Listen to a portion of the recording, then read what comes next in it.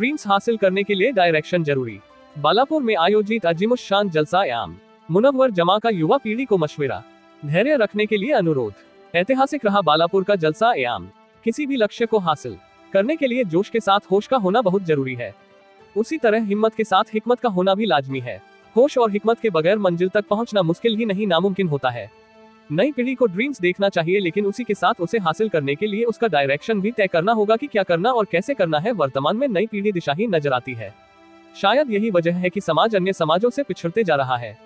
यह मत हैदराबाद के प्रसिद्ध प्रेरक वक्ता मुनव्वर जमा ने यहाँ व्यक्त किया।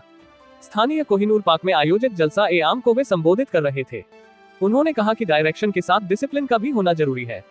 जो काम जिस वक्त होना चाहिए उसे उसी समय पर ही पूरा करना चाहिए। डायरेक्शन और डिसिप्लिन नहीं होने से युवा डिप्रेशन में चले जाते हैं। समाज का एक तबका इसी का शिकार है।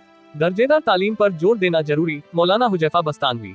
दूसरे मुख्य वक्ता शिक्षा विशेषज्ञ मौलाना हुजैफा बस्तानवी ने अपने भाषण में दर्जेदार तालीम पर जोर देते हुए कहा कि उच्च शिक्षा हासिल करने में कोई ऐतराज नहीं, लेकिन उसका दर्जेदार होना बहुत जरूरी है। उन्होंने कहा कि दुनिया की शिक्षा के साथ धार्मिक तालीम भी जरूरी है, ताकि नई पीढ़ी अपने संस्कारों को याद करते हुए उस पर अमल करते रहे। कुरानी आयत का हवाला देते हुए उन्होंने बताया कि 5 वक्त की नमाज में सबसे पहली पढ़ी जाने वाली सूरह फातिहा ही है, जिसके बगैर नमाज मुकम्मल नहीं होती। इसी सूरह फातिहा में दुआ की जाती है कि या अल्लाह, हमें सीधी राह दिखाना जिस पर चलने वालों को इनाम दिया जाता है।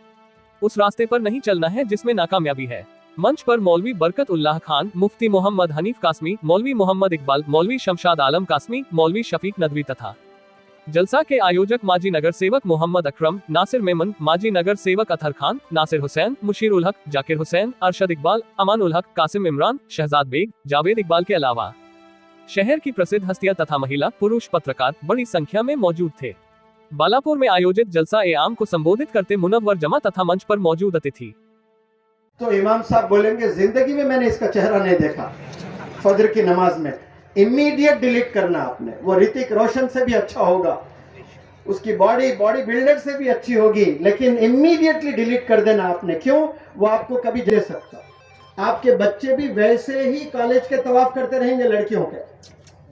वो चड्डियां फाड़ लेके निकलेंगे, ये तो पतलून फाड़ के निकला था, वो बचपन से ही फाड़ लेगा। क्यों? बाप वैसा है। इमेजिन करें आपसे वो कैसे अप्रोच हो रहा है। आपने देखना कि ये बंदा फजर नहीं है। तो इसीलिए कहता हूं कि कमाल याद करने में नहीं है, कमाल याद रखने में है। आप कब तक याद रखोगे?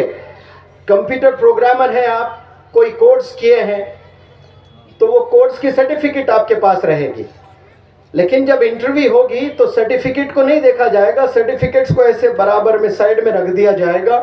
सवाल पूछा जाएगा कि इंसान अपने जहन में कितना नॉलेज को स्टोर कर रखा है, ये कितना याद है, इसको कितना एग्जीक्यूट कर सकता है, अपनी जुबान से बोल सकता है, उसी बंदे की कदर है। आज ना जाने कितने लड़कियां कितने लड़के MA MEd भी किए हैं, MSc MEd भी किए हैं, PhD भी किए हैं, स्टेज पर खड़े होकर मैथमेटिक्स पर 2 मिनट का लेक्चर नहीं दे सकते हैं, केमिस्ट्री पर 2 मिनट बात नहीं कर सकते हैं, फिजिक्स पर 2 मिनट बात नहीं कर सकते हैं, बायोलॉजी पर 2 मिनट बात नहीं कर सकते हैं, और पीजी किए हैं बायोलॉजी पर, पीजी किए हैं केमिस्ट्री सब्जेक्ट पर, पोस्ट ग्रेजुएशन किए हैं मैथमेटिक्स के सब्जेक्ट पर। ऐसे न जाने कितने बंदों को देखा मैंने। पोस्ट ग्रेजुएशन किए हैं, इंग्लिश से किए हैं, इंग्लिश पर डेमोन्स्ट्रेशन नहीं दे सकते, कहते नहीं सर मैं क्लास में पढ़ा लेता हूं। अब वो क्लास में जो बंदे होते हैं 15-20 बस उन्हीं को पढ़ाते हैं। वो ना खुद फायदा उठाता है ना दूसरों को उठाने देता है।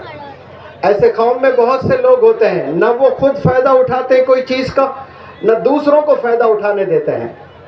इस तरह से कभी नहीं होना चाहिए। बल्कि मैं कहता हूं,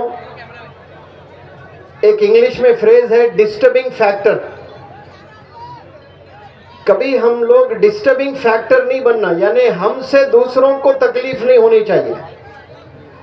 मुझे तकलीफ हो रही तो मैं सह लूंगा, ये नीयत होनी चाहिए, लेकिन मुझसे और मजीद लोगों को तकलीफ नहीं होनी चाहिए। और इस महफिल में आपने नीयत करना कि मेरी वजह से इस महफिल को तकलीफ नहीं होना चाहिए। जिस वजह से सब जमा हुए हैं वो किस लिए जमा हुए, सवाल करें तो सुनना आए हैं आप सब लोग। सुनने के लिए आंखों का दखल है या कान का दखल है? सबसे मेरा सवाल है, किसका दखल है सुनने के लिए? कानों का दखल है। तो अल्लाह ने माशाल्लाह 2 कान दिए हैं, इस्तेमाल करे 2 कान का।